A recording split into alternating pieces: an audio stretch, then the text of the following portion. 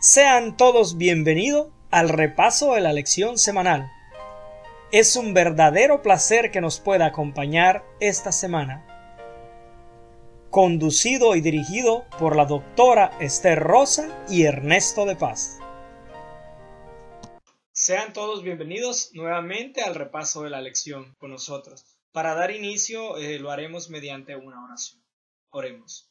Padre, Señor nuestro que estás en los cielos, gracias te damos este día, porque has permitido, oh Señor, que podamos ver la luz. Te pedimos, oh Padre Celestial, que nos acompañes en esta lección, que nos lleves a través de ella, oh Señor, para que nosotros podamos entender en nuestro actual vivir cuáles son las cosas que debemos de cambiar y qué mensaje tienen todas las Escrituras para nosotros. Gracias infinitamente te damos porque sabemos que tu Espíritu estará en medio de nosotros y nos declarará las inquietudes que tenemos. En el nombre de tu Hijo Jesús empezamos. Amén. Ernesto, señores, la crisis continúa. Y precisamente ese es el título de la lección de esta semana. Y vamos al versículo y voy a leerlo. Dice, más alábese en esto el que se hubiese de alabar, en entenderme y conocerme que yo soy Jehová, que hago misericordia, juicio y justicia en la tierra, porque estas cosas quiero, dice Jehová. Jeremías 9:24. ¿Qué crees que hubiese pasado si los reyes de Judá, toda la gente que estaba a cargo, que estaba en ese tiempo, hubiese escuchado el clamor de Dios que le dio a través de Jeremías? Lo mismo que siempre sucede. ¿Te acuerdas la historia de Nínive y Jonás? Ellos se arrepintieron, los juicios no llegaron. Quizás nosotros, al escuchar estas historias, movamos la cabeza como una rotunda negación de que cómo ese pueblo pudo haber hecho eso. Tanta advertencia, tantos años que Jeremías predicó y ellos nunca escucharon. ¿Qué mensaje habrá para nosotros? Es que la historia se repite. Hemos estado viniendo diciendo que el pueblo que olvida su historia está condenado a repetirla de nuevo.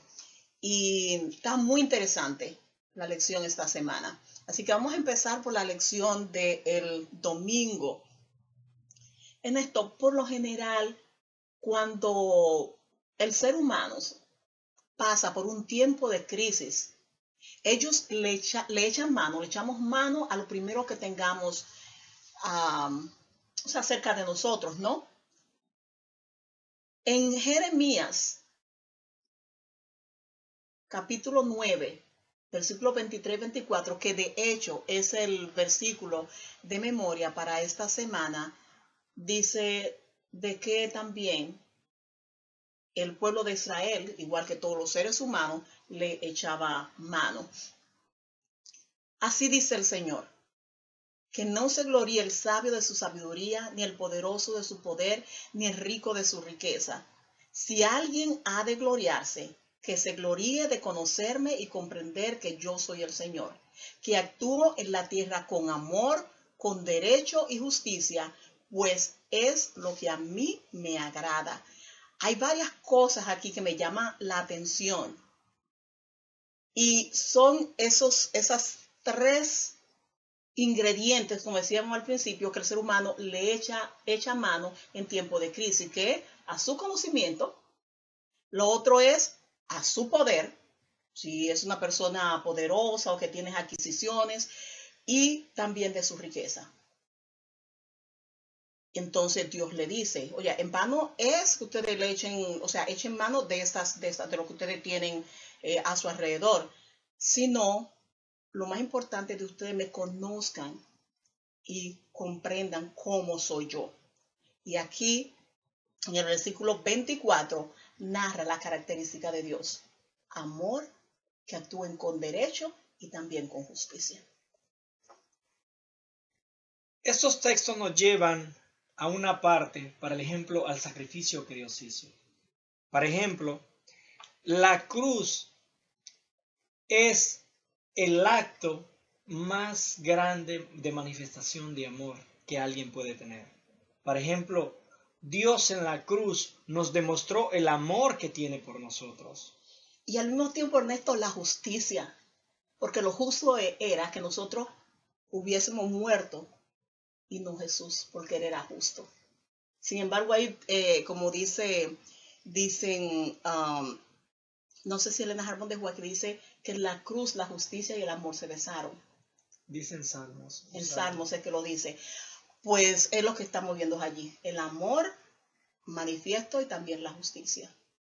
La justicia porque había que haber una muerte, porque esa es la paga del pecado. Y el amor porque fue una entrega de amor lo que Jesús hizo allí, porque era la muerte que nos correspondía a nosotros. Eso nos demuestra que nuestro Dios es un Dios de amor, es un Dios de misericordia, y es un Dios que se place en que sus hijos le sigan. Y qué dolor debe sentir Dios al darse cuenta de eso, cuando su pueblo se está descarriando, cuando su pueblo se está perdiendo, cuando su pueblo se desvía y toma las cosas que el mismo Creador le da para confiar en ellas, para orar en ellas. Por ejemplo, la sabiduría, el poder, la riqueza.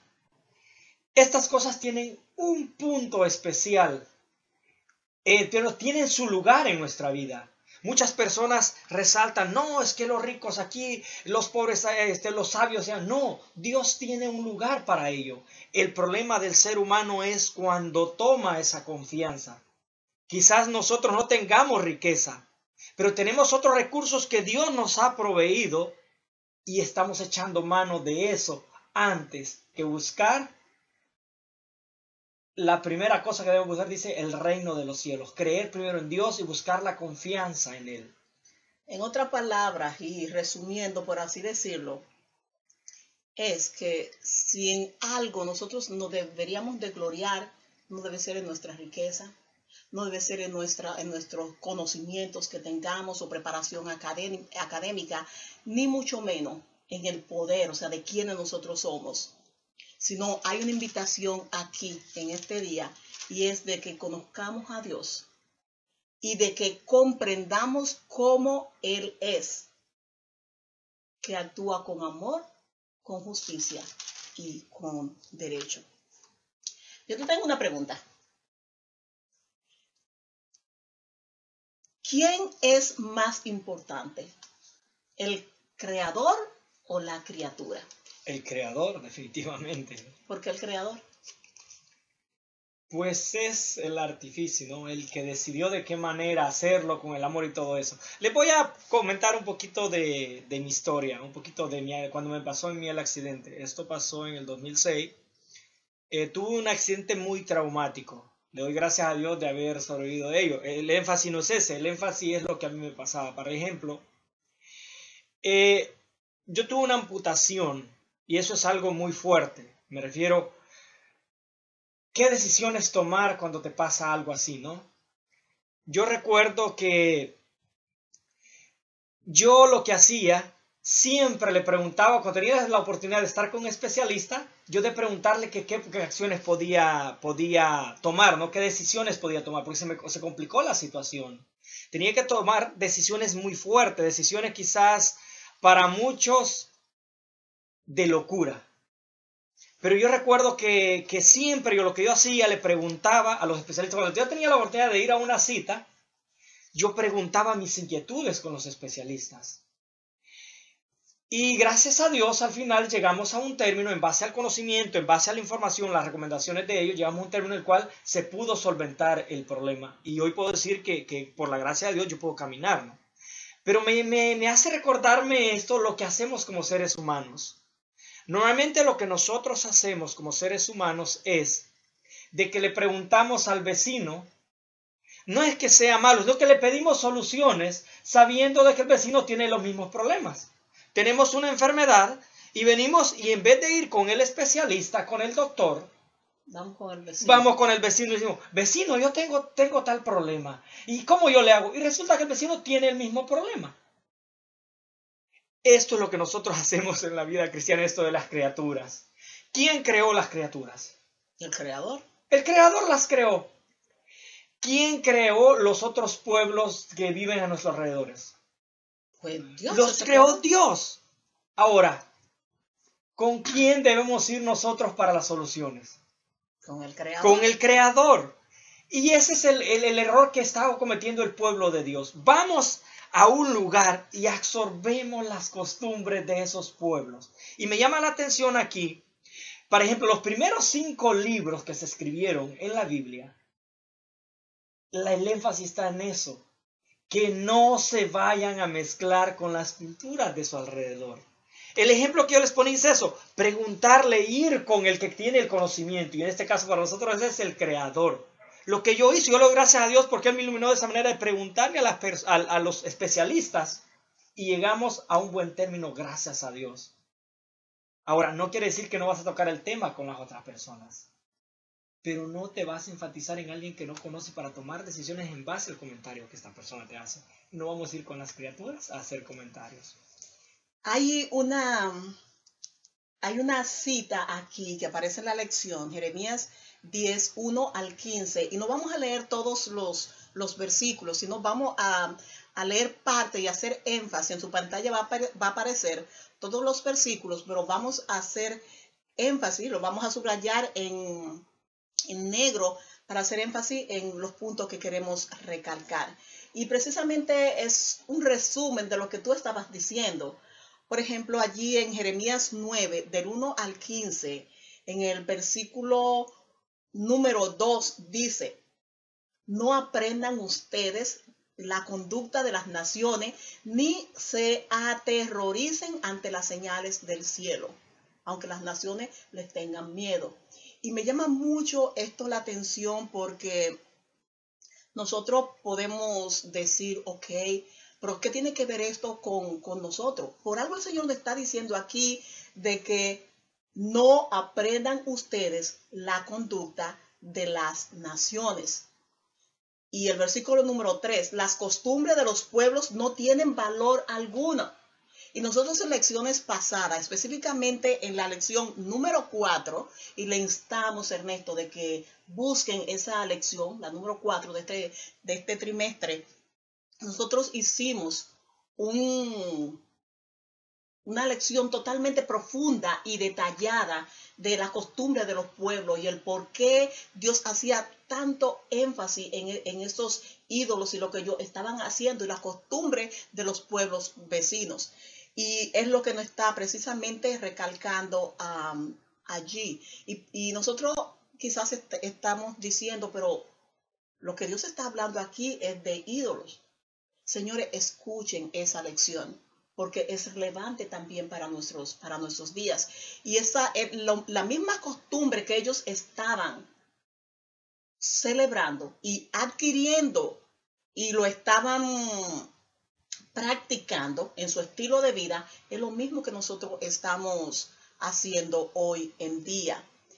En el versículo número 9 dice: los ídolos vestidos de púrpura y carmesí son obra de artífices y orfebres. Todos ellos son obra de artesanos.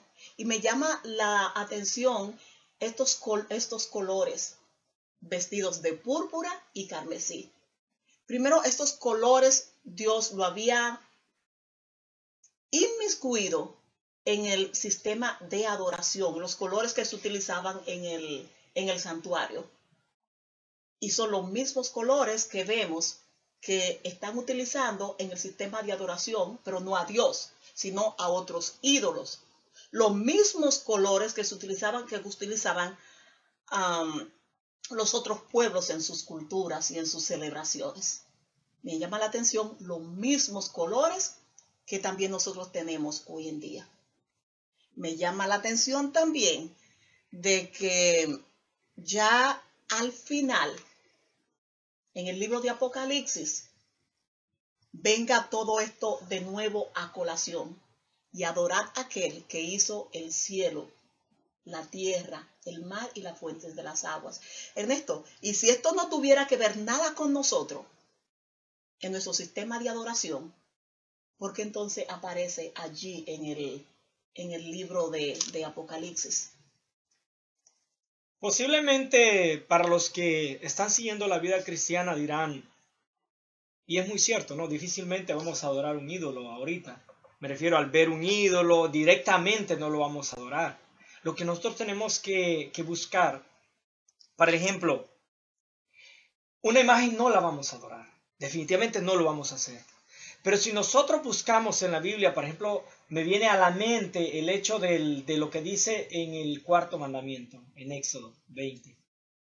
Dice, no te harás imágenes ni del cielo, ni de la tierra, ni debajo de la tierra. Pero ¿qué cosas que hay debajo de la tierra? Hay debajo de la tierra? ¿Qué tiene que ver eso con nosotros ahorita? Por ejemplo, cuando escuchamos la palabra ídolo, para nosotros es muy fácil identificarla, que son cosas que hicieron que alguien hizo una imagen, que no sé qué cosa, que allí tallada, ¿no? Pero esta parte de las imágenes del cielo y debajo de la tierra, yo creo que es la parte que no le damos mucho énfasis. Y para nosotros en nuestros días esto tiene mucho más relevancia de lo que nosotros estamos considerando. Últimamente, en estos tiempos, y ya no es un secreto, tantas manifestaciones que se están dando. ¿De ovni? De cosas de la ufología, de los ovni, ¿no? Objetos no identificados. Algunos aparecen que salen de la tierra, de las aguas, de los lagos. Otros que aparecen del cielo. Ahora, pero como nosotros la palabra ídolo nomás la limitamos a cosas, nos arrodillamos y adoramos. Sí, nos limitamos a eso, a cosas talladas, a cosas simples que no tienen valor. Cuando a personas les pasan este tipo de experiencia, y algunos cristianos han decidido no creer, no es casualidad que personas que han tenido contacto con este tipo de manifestaciones no estén creyendo en Dios. Porque dicen que la palabra de Dios no habla de eso, eso es una mentira, porque ellos vieron algo más extraordinario. Es muy importante ver en estos días lo que dice de las imágenes del cielo y debajo de la tierra. Y algo, déjame que te interrumpa, es de que si nosotros recordamos la historia del pueblo de Israel, generalmente ellos no se arrodillaban ante sus ídolos. Ellos habían adquirido las costumbres paganas de celebrar todo lo que los pueblos paganos celebraban. Y de esta forma lo estaban adorando. Pero generalmente aún nosotros lo vemos allí de cómo ellos muchas veces rechazaban, o sea, doblar sus rodillas. Vemos la historia de Mardoqueo, lo vemos en la historia de los 3 jóvenes hebreos. O sea, generalmente ellos no, literalmente no doblaban sus rodillas ante Baal. Pero hay muchas formas que nosotros podemos doblar nuestras rodillas ante Baal, que no es necesariamente arrodillándonos, sino como tú estabas diciendo, de adquirir las costumbres de esos pueblos. Y es cierto, Ernesto, porque yo lo he visto tanto en estos días, de que aún personas cristianas, yo he oído testimonio de que cuando se le han aparecido, han tenido esta serie de apariciones, ellos dejan de creer lo que dice la Biblia. Y porque ellos saben lo que ellos vieron. Por el problema de que le damos el significado superficial. El significado superficial. Ahora, esa es una parte. Ahora sí vemos la otra parte. Por ejemplo, no nos afectan este tipo de manifestaciones, ¿no? Como cristianos. No nos afectan los ídolos. Pero quizás no nos hemos dado cuenta que estamos tomando mano de nuestras habilidades, del trabajo que ahorita tenemos, de la empresa que tenemos ahorita, del éxito que nosotros tenemos en lo que estamos desarrollando. Y sutilmente hemos ido haciendo a un lado a nuestro Creador y estamos dependiendo 100% de las cosas que realizamos. Y llega a nuestro corazón y decimos, no, es que si yo no hago esto, no voy a sobrevivir más en este país. El problema en eso es que el pueblo seguía descarriándose y Dios le hace un llamado al arrepentimiento. Pero como siempre, todas las cosas de Dios, aún los llamados, las promesas son condicionales. Y es lo que vemos precisamente aquí en el libro de Jeremías, en el capítulo 26, versículos del 1 al 6. Voy a leer solamente el 3, el 4, el 5 y el 6. Y lo primero que Dios le dice es, tal vez te hagan caso y se conviertan de su mal camino. Si lo hacen, yo me voy a arrepentir del mal que pensabas hacerles por causa de sus malas acciones. Ahora viene la otra parte, si no se arrepienten, ni obedecen la ley que Dios le había entregado. Y si no escuchan las palabras de mis siervos, los profetas, a quienes una y otra vez he enviado, y ustedes han desobedecido, entonces haré con esta casa lo mismo que hice con Silo. Haré de esta ciudad una maldición para todas las naciones de la tierra. Pero Esther, esta situación del llamado está impreso en toda la Biblia, está impreso desde el Génesis al Apocalipsis. El llamado de Dios ha sido siempre ese, el llamado al arrepentimiento.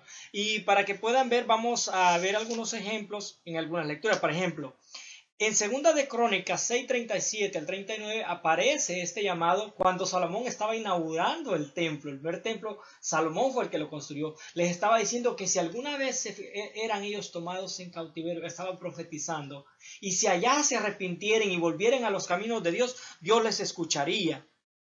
También aparece en Ezequiel. Ezequiel es de los primeros días que ellos estuvieron, de los primeros años que ellos estuvieron en cautiverio. En Ezequiel 14:6 aparece, dice, si se arrepienten de adorar a los ídolos y se retraen de eso.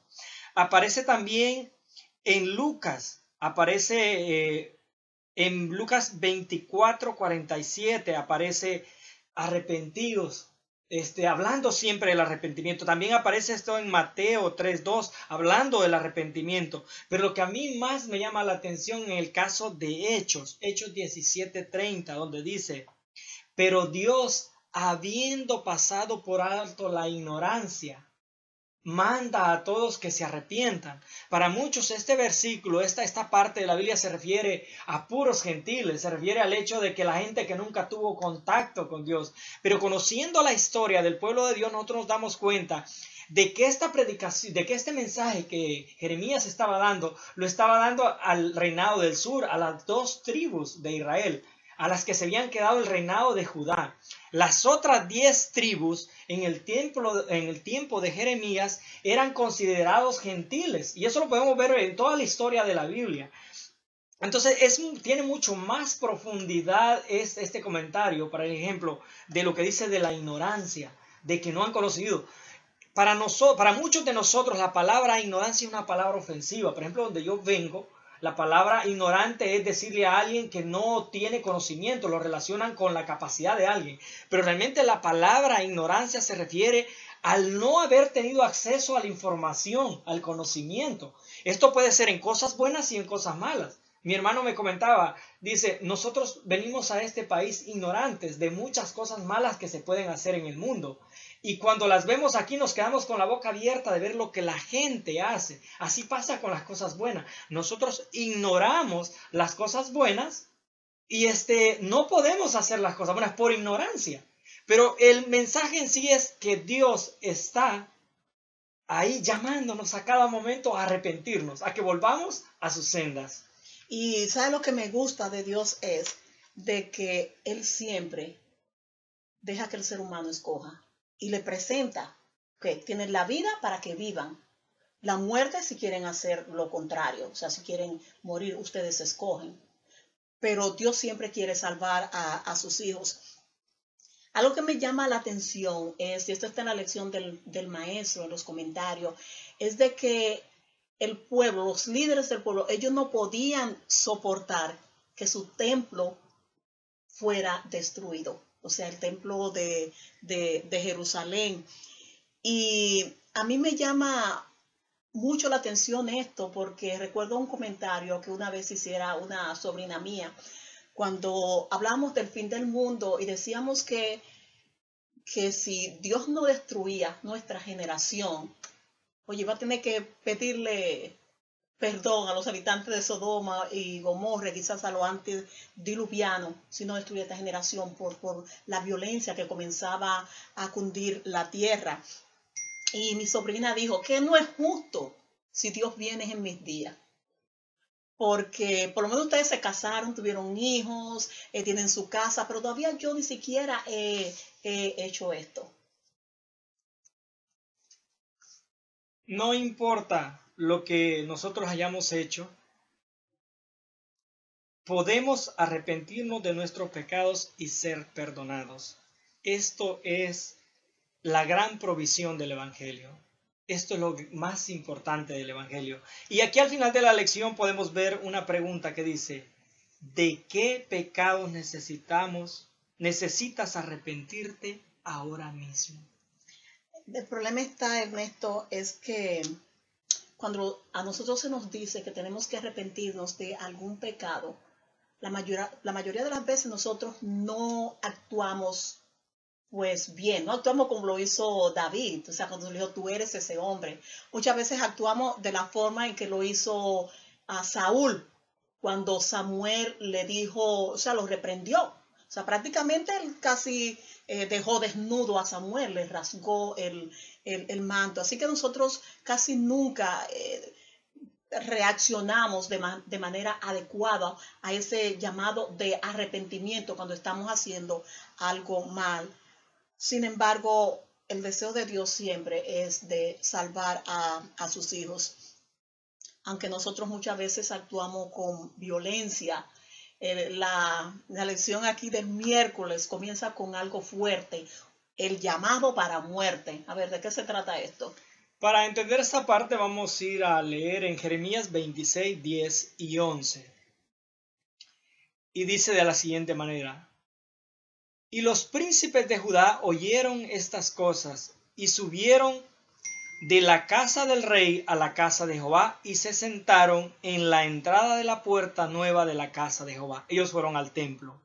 Entonces hablaron los sacerdotes y los profetas a los príncipes y a todo el pueblo, diciendo: en pena de muerte ha incurrido este hombre, porque profetizó contra esta ciudad, como vosotros habéis oído con vuestros oídos. Bueno, Ernesto, entonces amenazaron de muerte al profeta. ¿Qué hizo Jeremías entonces? Jeremías tuvo una actitud, ¿no? Vamos a ver cuál fue la actitud de Jeremías. Vamos a leer siempre en el Jeremías 26, del 13 al 15, a ver cuál fue la actitud de él. Leo y dice de la siguiente manera: mejorad ahora vuestros caminos y vuestras obras, y oíd la voz de Jehová vuestro Dios, y se arrepentirá Jehová del mal que ha hablado contra vosotros. En lo que a mí toca, he aquí estoy en vuestras manos, haced de mí como mejor y más recto os parezca. Dice el 15: mas sabed de cierto que si me matáis, sangre inocente echaréis sobre vosotros, y sobre esta ciudad y sus moradores, porque en verdad Jehová me envió a vosotros para que dijese todas estas palabras en vuestros oídos. Aquí vemos una actitud valerosa de Jeremías. Y esto llama mucho la atención, porque al revisar toda la historia de Jeremías, Jeremías siempre se estuvo quejando de todo. De hecho, algunos dicen que es el profeta llorón. Ahora, Jeremías tomó una actitud y se afianzó a sus convicciones, y él se mantuvo firme con lo que Dios le había mandado a hacer. A ver, pero todavía tú me tienes en ascua. Finalmente, ¿cuál fue el destino de Jeremías? ¿Lo mataron? ¿No lo mataron? O sea, ¿qué pasó? ¿Cuál fue el destino? Porque aquí en la lección del jueves me aparece Jeremías se escapa. O sea, él sale huyendo como lo hizo Elías. O sea, ¿qué pasó con Jeremías? Esta respuesta la encontramos siempre en el capítulo 26, en los versículos 16, del 16 al 20. Al 24, perdón. Ahí podemos encontrar esa historia. Es una lectura bastante larga. Lo que vamos a hacer es dar pequeños comentarios de cada uno de los versículos que vuelven la importancia y terminan de explicarnos lo que realmente pasó con Jeremías. Dice, por ejemplo, en el 16, cuando estos se reunieron, cuando estos príncipes se reunieron, ellos reconocen, en el 16 ellos reconocen que era un profeta de Dios. Ahora, también hace remembranza, en el 18 lo podemos ver, de un profeta que les había predicado contra la ciudad, pero lo había hecho en el nombre de Jehová, y eso fue Miqueas de Moserat. Fue el que ya les había predicado, y hicieron esa remembranza. Ahora en el 19 aparece, dice, ¿qué haremos pues nosotros? ¿Haremos un mal contra nosotros? ¿Sabías que si ellos derramaban sangre inocente, Dios no los iba a perdonar? Iba a ser ¿cómo se llama? Un castigo contra ellos mismos. Y ellos estaban pensando más en ellos que en la otra persona. No era tanto porque sintieran la compasión de Dios, sino que lo que les iba a pasar, ¿no? Eso aparece en el 19. Y en el 20 aparece alguien más, alguien que les había profetizado, y cuando le dieron la sentencia de muerte, huyó a Egipto. El rey de ese periodo mandó una comisión a traerlo a Egipto. Es como en estos tiempos lo Lo destierran. No. La palabra, ¿cómo se llama? Se me fue la palabra de cuando alguien hace o comete un crimen y se va a otro país y ese país lo extraditado. Lo extraditaron, se lo trajeron de Egipto y lo mataron a espada. Y ustedes saben de que los hijos de Dios tenían que ser enterrados. A él lo tiraron en el foso común. Eso fue lo que hicieron. Ahora, ¿qué fue lo que pasó con Jeremías? Esto lo podemos ver en el 24. Ahicam, una persona que estaba entre ellos, intervino y no quiso que se lo entregaran al pueblo. Recuerden, hermanos, que para el tiempo de Israel, cuando había el grupo de los encargados se reunían, ¿no? Pero afuera estaba la muchedumbre queriendo hacer justicia. Cuando iban a apedrear a alguien, la sentencia se daba en el juicio, y cuando salía decían culpable, ellos no preguntaban qué vamos a hacer, ya sabían qué iban a hacer. La agarraban a la persona. Estoy poniendo el ejemplo de cuando lapidaban a una mujer o cualquier otra persona por un acto que fuese encontrado culpable. Lo llevaban a un lugar y lo lapidaban, le hacían lo que le correspondía según la ley. Ellos estaban afuera esperando, pero aquí en el 24 aparece que el destino de Jeremías estuvo, una persona le escuchó y dijo, no. Él se tomó en Ahicam, dijo, no, él no permitió que lo tomaran. Él determinó el destino de Jeremías. Y tengo entendido que no es la primera vez que algo así sucede, porque de hecho la lección hace referencia a que en el tiempo de los apóstoles alguien también intervino cuando querían matar a los apóstoles. Un tal Gamaliel, fariseo, intervino para que no los mataran, a los apóstoles, perdón, y lo que hicieron fue que lo agarraron y simplemente los azotaron, pero no lo mataron. Lo que podemos resumir acá, que a pesar de que haya tanta perdición en un pueblo, quizás en estos días tengamos la misma situación, que no vemos una manera en la cual como organización, como pueblo de Dios en términos generales, podemos salvarnos. Pero aquí hay una esperanza bien gloriosa, bien extraordinaria, en que siempre aparece un pequeño grupo que escucha este mensaje. Y lo podemos ver el caso de Elías. Vuelvo a este comentario de Elías, por ejemplo, de que él creía que era él el último. No, habían entre 5,000 y 7,000 rodillas que todavía no se habían inclinado hacia Baal. Esta reacción de Ahicam, nosotros vemos lo mismo, que hay un pequeño grupo que sí está escuchando. La palabra de Dios nunca se va vacía, dice. Siempre tiene efecto. Dependerá de nosotros si endurecemos o ablandamos nuestro corazón. En Hechos 5:34 al 41 aparece una pregunta. Aquí en la última, al final de la lección, nos dice una pregunta. ¿Qué semejanzas existen entre esto y lo que sucedió a Jeremías? Pero más importante, ¿qué lecciones podemos aprender de la historia y de los errores que aquellos tuvieron antes de nosotros? Nosotros podemos ver en esta parte, cuando le quieren hacer juicio a Jeremías, aparecieron esas historias. Y aunque todo el pueblo se fue al exilio, hubo alguien, y no quiero pensar que fue una sola persona, hubieron muchos que entendieron el mensaje. Ese es el llamado para nosotros hoy. Pues quiera Dios que nosotros podamos ser parte de ese grupo, ¿no?